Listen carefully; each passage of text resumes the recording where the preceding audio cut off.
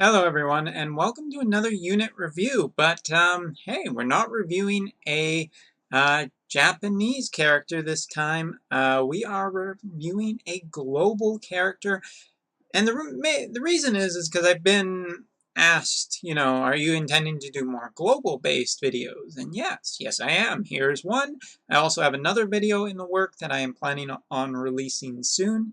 Definitely been a little tired this week from the kind of insurge.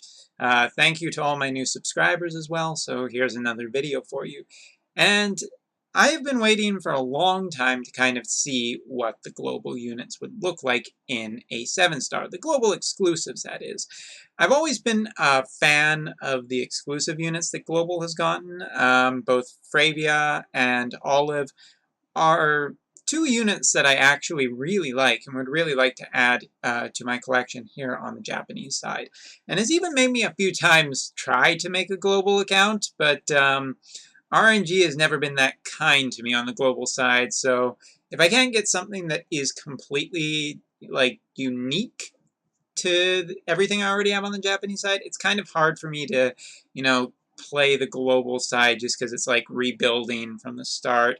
And whether the question of not I'm going to start playing the global side really kind of depends if Global A gets a PC version out and B gets rid of the Facebook thing, because I'm just not a big fan of Facebook.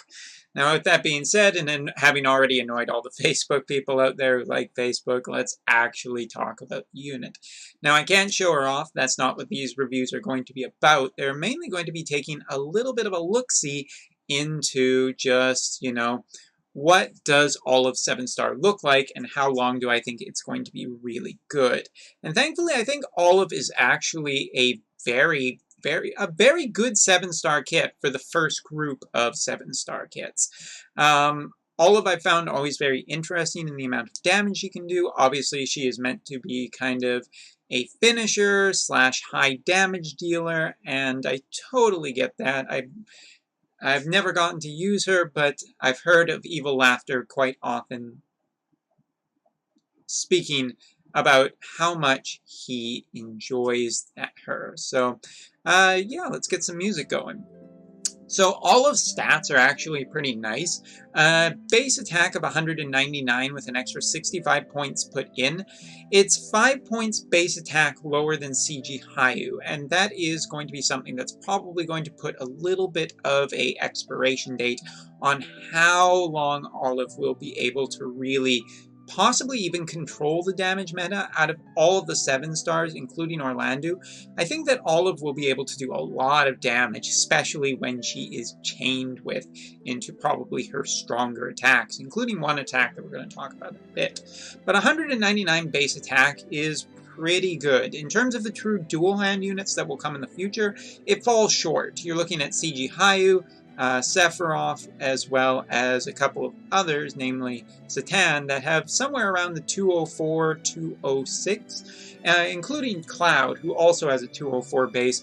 So it's a little bit short, but considering that she's in an early batch, I'm not surprised where she ended up. The real good thing here is that she can have an extra 65 attack points put in to her stat, which, given with how she can stack true dual hand, or she should be able to get a really high attack, probably somewhere for Whales with super TMRs will probably hit 25, possibly around 2500. I don't know if she can get to 2650. I don't think so. 199 is just too low of a base attack, especially with the still 300% cap max on stat increases on the global side. Now, equipment-wise and everything, looking at the passive she got for equipping her own TMR, pretty nice. Some extra attack and HP, some more true dual hand. One thing I noticed about her kit that I've never actually noticed before is she gets 75% before, and then she gets an extra 50% in her 7-star. Honestly, I don't know how. 125 is weird. Maybe Global has a 25% true dual hand that I'm not aware of, but 125 is kind of weird because since pretty much all true dual hand bonus that you can get in the game are either 50 or 100%. So it's kind of a weird number to work with, in honesty. But hey, more of that in her kit, good. Extra boost to her limit burst. Her limit burst got a nice damage up as well, and some extra modifiers for, you know, some of her attacks is generally a really good thing, including one of her 7-star attacks that will get a little bit of a power boost. So in general, I'd say that the passives she got are passable. Wait for them to wow. Okay, never mind. But talking about her limit burst, Death from Above, maxed out 2.52 times mod, ignoring 50% defense to a random enemy. If there's just one boss, then it doesn't really matter.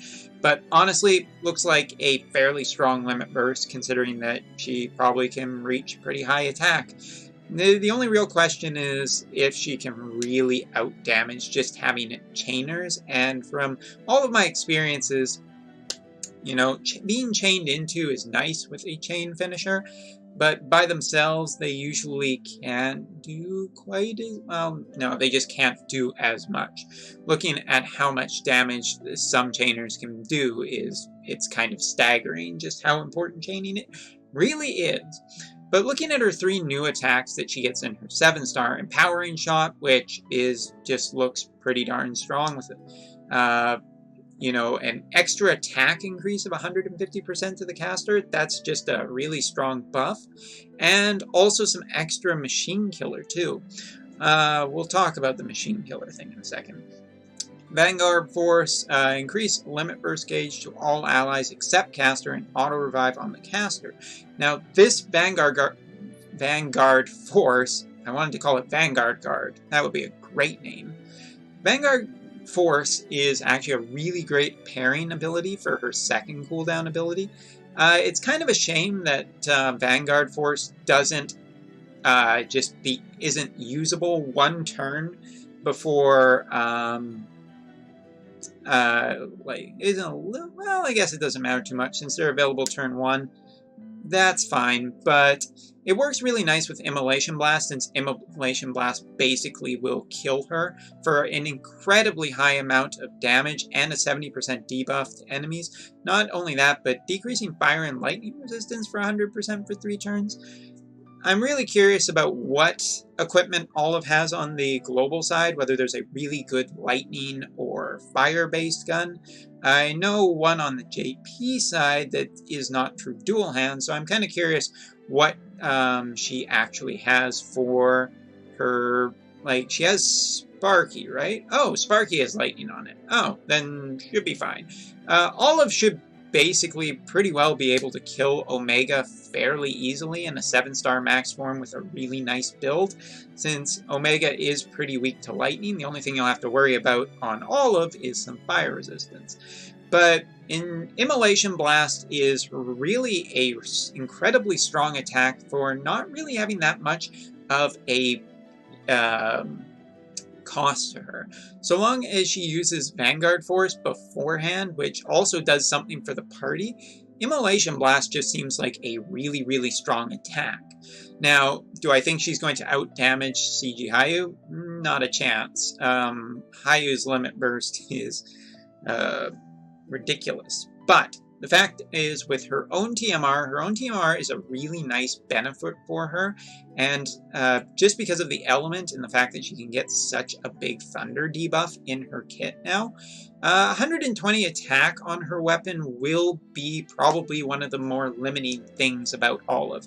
TMRs are incredibly important for 7-stars if you want to get the most out of them a lot of the time, and the lightning element does seem like it will be very beneficial. Other than that, I don't know what else you could potentially get for Olive to really be a comparable weapon, other than maybe Vincent's Super TMR in the future, which that has no element on it, so you're not getting the advantage, so you have to spend some time imbuing. Anyway, long story short, I think that Olive's kit probably is very exciting. Global people or global. I really want to see some experimentation done with her, but her kit seems to work really well to just improving everything that she already did anyways. Now the only other thing to talk about is her Super TMR. Now her Super TMR, this thing, an accessory, 40 attack stat, that's perfectly good, even on the JP side now. Like 50 attack is probably the going rate, so 40 feels maybe a little low, but the extra effects are Gun Mastery and Machine Killer. Extra Machine Killer is good. Gun Mastery is nice. Here's the thing though. This is probably a Super TMR only for her and a handful of other units, and one of them being Vincent from Final Fantasy VII, in which Vincent has the problem of just not really having a good chaining partner other than Vincent. I would say that this is a really amazing Super TMR for Olive and incredibly limiting towards anyone else. Gun users just haven't still been treated very well, and there could be a chance that Global will get some kind of awesome gun support or gun unit in the future other than Olive, in which case the Super TMR may get some more value. Machine Killer will be useful against machines, but again, if there are no machine trials, then all of Super TMR is not going to be quite as useful. Obviously, Algerian won't be much of a trial anymore, and if you look at what is currently happening on the JP side, we're getting repeat trials of Ifrit and Ultros, so Algerian is probably in the near future, in which case this will be very good for, but again, 40 attack stat is not the best you can get if you consider that in, I don't know, about 4 months probably when the Valkyrie profile drops, there is a TMR on that is, I believe, 55 attack, and that's just a regular TMR, not even a Super TMR. So the extra, basically the value that you're getting out of this is the Killer and the Gun Mastery, and the Gun Mastery is definitely only for certain units, and the Machine Killer is really only for certain trials. So I would say that it is strong. I would say that it is generally it is just pretty awesome for Olive, but I'm really struggling trying to figure out, a huge number of units that will just benefit from this. With that being said, would I say that 2 7-star Olives is better than 1? Not necessarily. Chain finishers are kind of hard to slot into a party, and if you're really using double Olive, I still think you're probably just going to be better, using a couple of chainers and then having Olive chain into that, since, you could probably put the Thunder Element on Hayu and really boost the amount of damage output that kind of combo could have. Still, it is interesting to say the least. I'm really curious just to see how much damage Olive can output, and I hope that I can get possibly Evil Laughter to show it off on his stream. So that is all for this one. I look forward to taking a look at Fravia in the future now, and recording a few other global videos that I am working on. So thank you very much for watching. I will see you next time.